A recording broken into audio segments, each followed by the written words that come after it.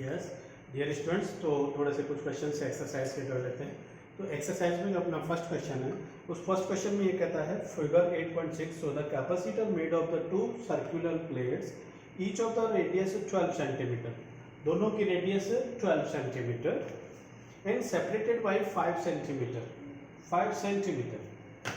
5 millimetre है, इसमें गलत दे रखा है 5 सेंटीमीटर, ठीक है कोई दिक्कत नहीं। The capacitor is being charge by an external source, the charging current is constant at equal to 0.15 ampere. Current is also a constant current has given I equal to इसे सेंटीमीटर that is -2 और I equal to 0.15 ampere, ठीक है ये चीज दे रखे। तो एक काम कर लेते हैं, इससे पैरेलल प्लेट कैपेसिटर है। अब हमसे पूछा क्या क्या इसने, पहला मैं लिख लो कि इसने पूछा क्या है, calculate the capacitance and the rate of change of potential difference. पहले तो हमसे क्या पूछा है, सी कितना होगा कैपेसिटेंस, दूसरा पूछा है rate of change of potential d v over d t, ये दो चीज फाइंड करनी है, ठीक है। तो हमें फॉर्मूला पता है क्या है, C capacitance equal to A epsilon naught over D, ये फॉर्मूला सीधा लगाया। डी डिस्टेंस दे रखा है दोनों प्लेट कैपेसिटर के बीच में, ठीक है। और ए कितना होगा बेटा, ए होगा पाई आर, ठीक है, pi R square epsilon naught over D, ये क्या आ गया कैपेसिटेंस आ गया, ठीक है ठीक है। अब हमारे पास फॉर्मूला होता है Q equal to CV and I equal to DQ over DT। मैंने क्या किया, D ओवर DT, Q की जगह वैल्यू लगा देता हूं CV, C कांस्टेंट ले लिया, dV ओवर DT, ये dV ओवर DT फाइंड करना था, क्या आ गया, तो I over C equal to dV over DT, ठीक है। तो dV ओवर DT क्या आएगा, I का वैल्यू देखो कितना, I ओवर C, I कितना है 0.15 ओवर C कितना है, ये एप्सिलॉन नॉट ओवर डी, यहां से निकालेंगे pi R square epsilon naught into D, ठीक। तो इस तरह से हमारा क्या करेंगे, हम क्वेश्चन नंबर फर्स्ट कंप्लीट कर लेंगे, ठीक है। ये तो हो गया फर्स्ट पार्ट। दूसरा पार्ट इसी में क्या कहा है इसने, obtain the displacement current across the parallel plate capacitor. Displacement current is always, जितना करंट यहां से IC जा रहा है उतना ही करंट पैरेलल प्लेट कैपेसिटर के बीच में ID होगा। तो IC और I equal to ID equal to 0.15 ampere, ठीक है। तो जितना डिस्प्लेसमेंट करंट होता है उतना ही कंडक्शन करंट होगा, या कंडक्शन करंट और डिस्प्लेसमेंट करंट दोनों बराबर होते हैं। तीसरा देखिए पूछा हुआ है इसने, इज किरचॉफ्स फर्स्ट रूल और junction rule valid at the each plate of the capacitor, बिल्कुल सही है। जितना करंट यहां से एंटर करेगा उतना इधर से लीव आउट, जितना यहां एंटर करेगा उतना इधर से लीव आउट। तो किरचॉफ्स रूल क्या कहता है, जितना एंटर करंट करता है उतना ही लीव आउट करता है। तो किरचॉफ्स लॉ को ये क्या करेगा, फॉलो करेगा। यस, आंसर क्या होगा, yes it will follow the Kirchhoff's rule, ठीक है। चलिए क्वेश्चन नंबर सेकंड क्वेश्चन पर भी सेम कर रखा है, ये दो पैरेलल प्लेट कैपेसिटर दे रखा है। उस पैरेलल प्लेट कैपेसिटर का कैपेसिटेंस कितना दे रखा, 100 picofarad. Question number 2 NCERT 100 picofarad, तो C equal to 100 into 10⁻⁻12 farad, ठीक है, ये कैपेसिटेंस आ गया। उसके बाद दे रखा है इसने R यानी रेडियस, तो एरिया निकालना पड़ेगा। तो एरिया के लिए क्या कर लेंगे, जहां जरूरत पड़ेगी पाई आर स्क्वायर से क्या कर लेंगे, एरिया फाइंड करेंगे। आर का वैल्यू यहां से आ गया। अब ये VRMS वैल्यू दे रखा है वोल्टेज का, VRMS वैल्यू जो घरों में भी आती है अपने पास में RMS वैल्यू होता है। अभी तक RMS और पीक वैल्यू हम चैप्टर में पढ़ेंगे, 7th चैप्टर में कंटेंट है RMS वैल्यू का। तो हो सकता है कि शायद इसको थोड़ा सा आपको कम समझ में है। तो जो नॉर्मल वैल्यू अपने पास में आती है, फिक्स वैल्यू अपने पास वोल्टेज कहते हैं, उसे VRMS कहते हैं। तो VRMS कितनी, 230 वोल्ट, ये 230 वोल्ट दे रखा है, और नॉर्मल घरों में इतनी आती है, ठीक है। एंगुलर फ्रीक्वेंसी ओमेगा दे रखा है, ठीक है। अब हमसे पूछा क्या है, पहले बात करता हूं मैं ए में पूछा है, देखिए हमसे what is the RMS value of conduction current, यानी करंट ऑफ आरएमएस, ये पूछा हुआ। ठीक है, अब एक चीज ध्यान रखना है स्टूडेंट कि जिस तरह से हमारे पास में रजिस्टर के केस में ये रजिस्टर लगा है, रजिस्टर के केस में रेजिस्टेंस को किससे लिखते हैं, आर से, ये भी आर, हाँ ठीक है आर से, ठीक है। ऐसे जो कैपेसिटर लगा होता है, कैपेसिटर के केस में इस रेजिस्टेंस की टर्म में जो आता है इसे कहते हैं इंपीडेंस ऑफ द कैपेसिटर या कैपेसिटिव रिएक्टेंस, और उसे लिखते हैं बेटा एक्स सी से। ये भी 7th चैप्टर में है, 2 टॉपिक छोटे छोटे, एक्स सी कहते हैं इसको, impedance of capacitor, impedance of capacitor कहते हैं इसको, ठीक है। तो ये एक्स सी क्या होता है, X C equal to omega C, sorry 1/ओमेगा सी, ये रिलेशन होता है इसका, ओमेगा फ्रीक्वेंसी आ गया और सी कैपेसिटेंस आ गया, ठीक है। तो ये रेजिस्टेंस जिस तरह से होता है वैसे ही कंसीडर किया जाता है कैपेसिटर के लिए, ठीक। अब ये कैपेसिटर का केस है इसलिए इसे ले रहे हैं, अगर रजिस्टर का केस होता तो इसे आर से लेते हैं। तो चलिए बात करते हैं I R M S. I का फॉर्मूला होता है I R M S, I equal to क्या होता है, V equal to I R, तो सबने पढ़ा है, तो I equal to V over R, R की जगह क्या है मेरे पास, एक्स से, ध्यान रखना है आर नहीं है, ये भी रेजिस्टेंस है लेकिन किसका है, कैपेसिटेंस के लिए, V ओवर, तो आई आर एम एस यहां लगा दिया आर एम एस, क्योंकि आर एम एस के वैल्यू दे रखे हैं, आर एम एस का वैल्यू देखो कितना है बेटा, बी आर एम एस का वैल्यू है 230 divide by X C, X C को 1/ओमेगा सी कहते हैं, 1/ओमेगा सी, तो ओमेगा सी के ऊपर चला गया, ठीक है, क्या होगा 230 इंटू ओमेगा इंटू सी। अब इसके वैल्यू लगा लीजिए यहां से, इस तरह से आपको आई आर एम एस मिल जाता है, ठीक है। तो ये क्या है कि इस सर्किट में कैपेसिटर के कारण आई आर एम एस यानी कि एवरेज जो करंट है वो कितना फ्लो होगा, ये कौन सा आ गया हमारा, फर्स्ट वाला है, ठीक है, फर्स्ट ऑप्शन। अब मैं बात करता हूँ इसका सेकंड क्या पूछा है, सेकंड में पूछा है student, is the conduction current equal to the displacement current. अभी पिछले क्वेश्चन में भी हमने कहा था इसको कि IC इक्वल टू ID बराबर होता है, और जितना यहाँ से IRMS आएगा वो वैल्यू आपका यहाँ सब्स्टिट्यूट हो जाएगा ऐसे, ठीक है, तो दोनों बराबर होते हैं। तीसरी बात करता हूँ मैं, तीसरे में क्या पूछा हुआ है हमसे, देखो determine the amplitude of magnetic field at a point 3 centimeter from the axis between the plates, plates ये आ गया,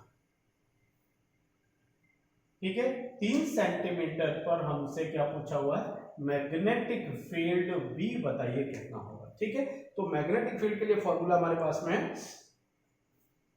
B equal to mu nought over 2 pi into capital R square into I not. ये formula थोड़ा सा अलग से है, आपके इस चैप्टर में नहीं है, ये R तो आ गया आपका रेडियस और ये आ गया डिस्टेंस, ध्यान रखना है, ठीक है। एक चलिए तो बात कर लेते हैं आई, ये सॉरी आई नॉट लिखा है मैंने, अब आई नॉट और आई आर एस का एक और रिलेशन होता है, थोड़ा सा चैप्टर 7 का पार्ट है, यानी I naught equal to under sorry I R M S equal to √2 into I not, ये रिलेशन होता है, ठीक है, यस। तो इसकी जगह वैल्यू सब्स्टिट्यूट कर लेंगे अपने,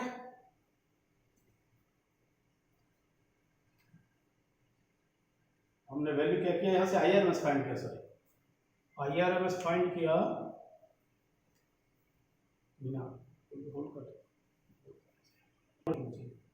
मैंने ऑन कर दिया। क्या होता है relation, I naught equal to √2 into I R M S. तो आई आर एम एस का वैल्यू अभी हमने यहाँ से फाइंड किया है, ठीक है, आई आर एम एस का वैल्यू यहाँ सब्स्टिट्यूट कर लेंगे और आई नॉट की जगह वैल्यू लगा लेंगे, तो हमारे पास में आर कितना दे रखा है 3 सेंटीमीटर और कैपिटल आर कितना दे रखा है वहां से 6.0 इंटू 10⁻⁻2 मीटर, ठीक है, और म्यू नॉट का वैल्यू होता है बेटा 4 पाई इंटू 10⁻⁷, और बाकी वैल्यू सारे दे रखे हैं, इनको सब्स्टिट्यूट करके आप वैल्यू सेकंड क्वेश्चन को सॉल्व कर लेंगे। तो मैंने इसका आपके पास में एक पीडीएफ भेजा हुआ, उस पीडीएफ से आप अच्छी तरह से देख लेंगे, ठीक है। चलिए आप तो अगला क्वेश्चन को देखते हैं। कर दिया। ठीक है। Question number 3, what physical quantity is the same of X-ray of wavelength 10 power minus 10 meter, red light of wavelength 6800 angstrom and radio waves of wavelength 500 nm। इसमें क्या है, इसकी वेवलेंथ और इतनी फ्रीक्वेंसी और ये रेंज के लिए फिजिकल क्वांटिटी कौन सी ऐसी है जो इलेक्ट्रोमैग्नेटिक वेव्स के बराबर रहेगी। तो इलेक्ट्रोमैग्नेटिक एक्सरेज अपने आप में खुद एक इलेक्ट्रोमैग्नेटिक वेव है, तो इलेक्ट्रोमैग्नेटिक वेव की सब में क्या बराबर रहेगा, स्पीड बराबर रहेगी। क्या बराबर रहेगा, स्पीड बराबर रहेगी। ध्यान रखना है सबकी स्पीड कितनी होती है, c = 3 × 10⁸ मीटर पर सेकेंड। ये इलेक्ट्रोमैग्नेटिक वेव्स की है। X rays, gamma rays, Y rays, इन सब की फ्रीक्वेंसी भी अलग अलग होती है, यानी कि लैम्डा ये भी बराबर नहीं होता, इक्वल नहीं होता, फ्रीक्वेंसी ये भी इक्वल नहीं होता, कोई भी में से इक्वल नहीं होता। ठीक है, तो ये हमारा कौन सा हुआ, क्वेश्चन नंबर 3 हुआ। मैं फोर्थ की बात कर लेता हूँ। फोर्थ देखिए क्वेश्चन क्या कह रहा है, ये plane electromagnetic wave which travels in the vacuum along z axis, इधर जेड एक्सिस। ठीक है, what can you say about the direction of electric field and magnetic field force. तो इलेक्ट्रिक फील्ड और मैग्नेटिक फील्ड किधर होंगे, तो ये हमने पढ़ा हुआ था। सबसे पहला डायग्राम ही हमारा यही था। ये जेड एक्सिस में प्रोपेगेट हो रही है इलेक्ट्रोमैग्नेटिक वेव, तो इलेक्ट्रिक फील्ड तो आ गया वाई एक्सिस में और मैग्नेटिक फील्ड आ गया एक्स एक्सिस में। सिंपल सी बात है। ठीक है, तो इस तरह से हमारा फोर्थ क्वेश्चन पूरा हुआ। ठीक है, अब उसके बाद आता है फिफ्थ क्वेश्चन। बड़े छोटे छोटे क्वेश्चन, इनमें कोई ज्यादा ऐसा टफेस्ट टास्क नहीं है। The radio can tone on the any station of 7.5 megahertz and 12.0 megahertz band, what is the corresponding wavelength. तो इनकी वेवलेंथ कितनी कितनी होगी। फिफ्थ क्वेश्चन में दिया है इसने ν1 = यानी इनिशियल फ्रीक्वेंसी दे रखी है 7.5 megahertz, that is 7.5 × 10⁶ hertz, mega है ना। ऐसे ही ν2 दे रखा है 12.0 × 10⁶ हर्ट्ज।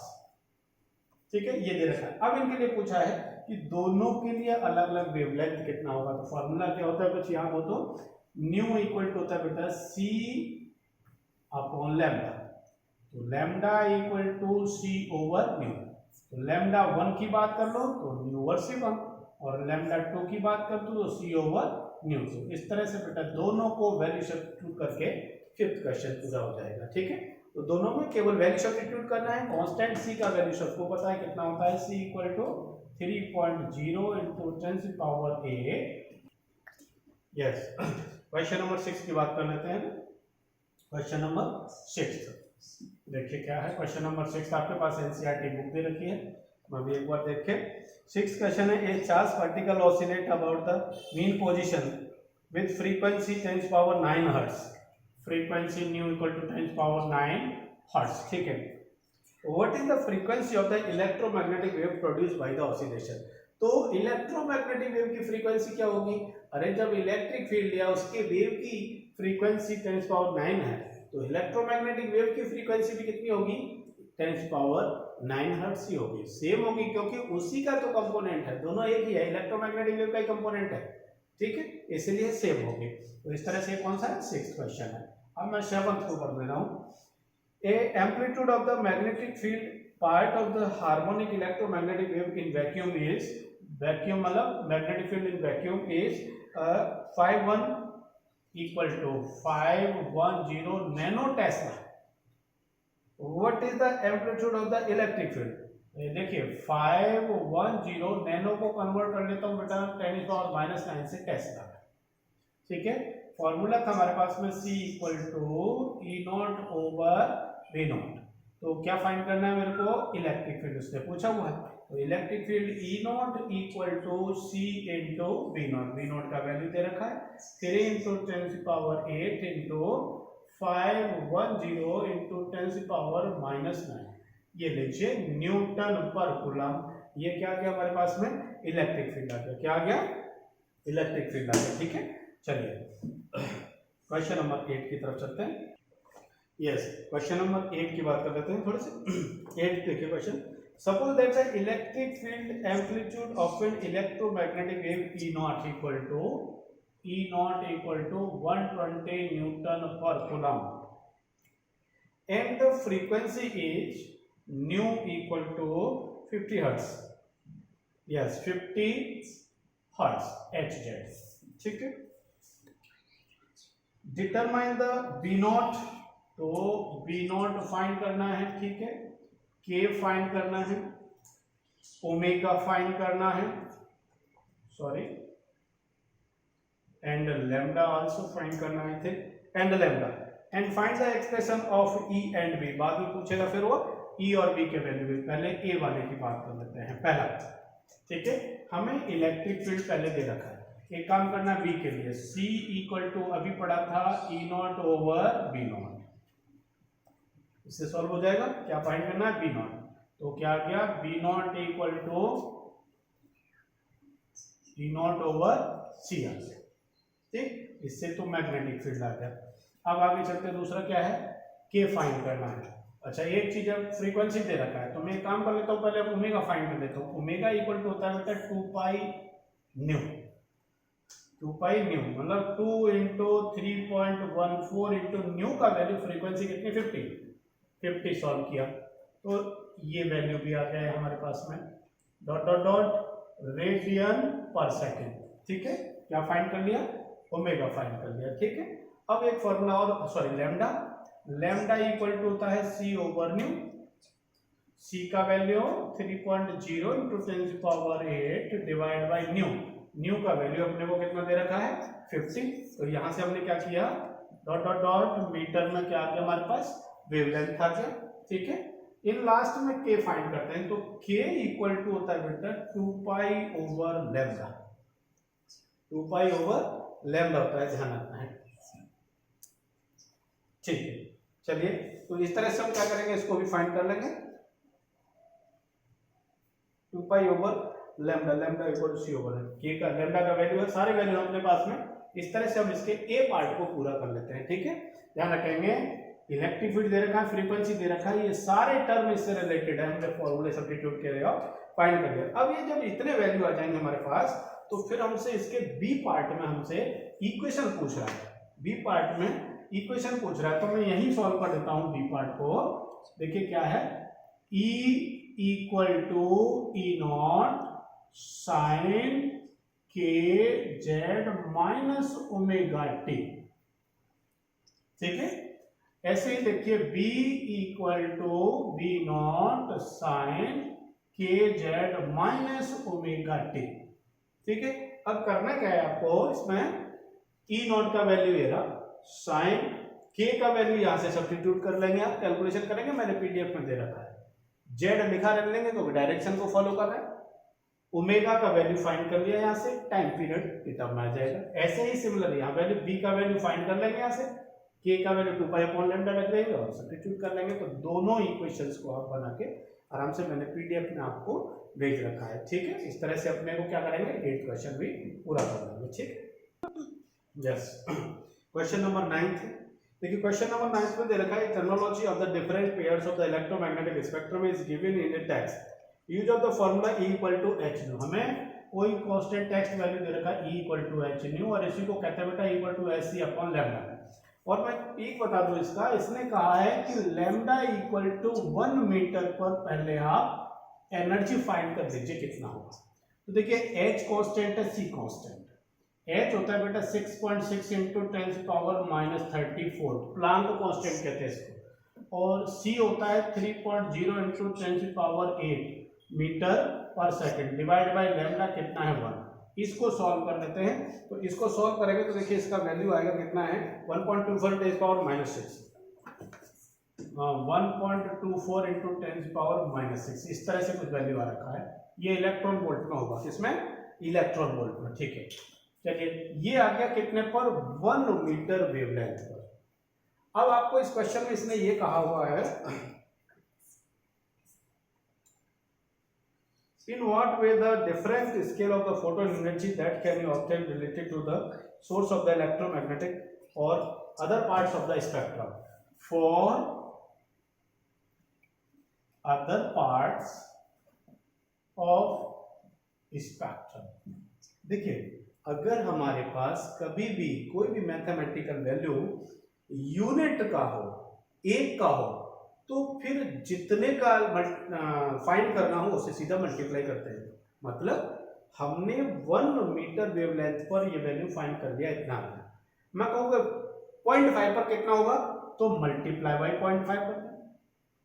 7 पर कितना होगा, 8 पर कितना होगा, कंबाइंड वैल्यू निकाल लिया इसलिए, ठीक है। सॉरी, लैम्डा की जगह क्या करना है, सिर्फ वैल्यू सब्स्टिट्यूट करना है और बाकी सेम वैसे करना है।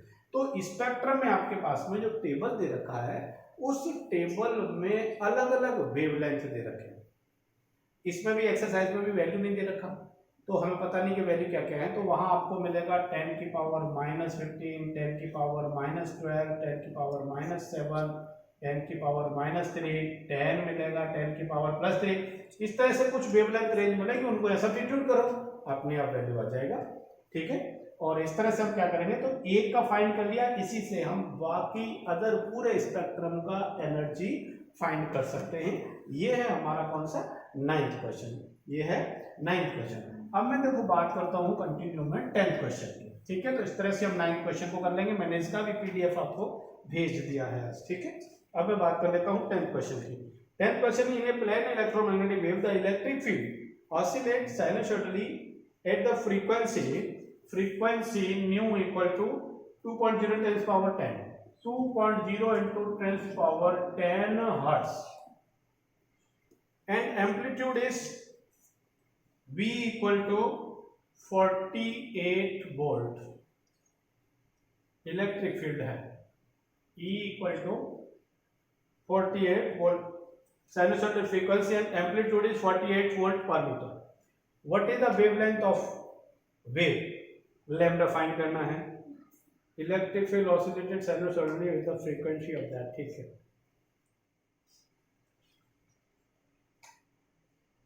What is the wavelength of wave? Wavelength आगे बेटा पहले लैम्डा पूछा है, तो लैम्डा इक्वल टू होता है c ओवर न्यू। ये वैल्यू सब्स्टिट्यूट कर लेंगे इस तरह से, यहां से पहले लैम्डा फाइंड कर लेंगे। दूसरे में क्या पूछा है, what is the amplitude of the oscillated of magnetic field? Magnetic field सीधा पूछा है, तो मैग्नेटिक फील्ड होता है P नॉट इक्वल टू क्या आएगा अपने पास में, E नॉट ओवर C आएगा। E naught over C, E not का वैल्यू दे रखा है, ठीक है, ऑलरेडी वैल्यू दे रखा है, एम्पलीट्यूड दे रखा है, तो सब्स्टिट्यूट करेंगे। C का वैल्यू कितना होगा 3.0, सॉरी 48, सॉरी एक मिनट, क्या करेंगे, E का वैल्यू और C का वैल्यू अपने पास में लाइट स्पीड दे रखा है। थर्ड देखिए क्या है फिर इसके बाद में, so that the average energy density of E field equal to the energy density of wave। ये कह रहा है UE equal to UB, ये बराबर होता है, इसे प्रूव कीजिए। तो ये बराबर होता है, इसका प्रूव हमने ऑलरेडी प्रीवियस क्लास में, प्रीवियस लेक्चर में कर रखा है, और प्रीवियस लेक्चर में जब हमने कर रखा है उसको, तो फिर हमें कोई दिक्कत नहीं, वहां से उसको सीधा प्रूव कर लेंगे आराम से, ठीक है। फिर भी आपको लगे तो UE इक्वल टू कितना होता है, half of epsilon not E square, इसको 1/, और mu naught, sorry B square over mu naught, ये आता है, प्रूफ दे रखा है पिछले वाले वीडियो में, और आपके पास PDF में दे रखा है। तो इस तरह से हमने क्या किया, 10th तक की एक्सरसाइज पूरी की, और 10th तक की एक्सरसाइज में यानी कि एडिशनल से पहले की एक्सरसाइज है ये सारी, ठीक है। एडिशनल के बाद की एक्सरसाइज थोड़ी सी फिर करेंगे, अगले वीडियो में आपके पास में बिल्कुल भेज दूंगा, या फिर अपने आगे क्लास में होगा, कोशिश करेंगे अगले वीडियो में भेज देंगे इसको। तो इस तरह से थोड़ी सी टफेस्ट इसलिए है कि आमने सामने टॉपिक और चैप्टर नहीं हुए हैं, तो कुछ चीज़ें कम समझ में आए, तो इसीलिए कोई दिक्कत नहीं, लेकिन वीडियो को 2 बार देख लीजिएगा तो आपको कुछ चीज़ें जल्दी समझ में आ जाएंगी। फिर PDF में ऑलरेडी अच्छा खासा लिखा हुआ है, तो वहाँ से समझ में आ जाएगा, बाकी तो क्लास में करेंगे ही, ठीक है। तब तक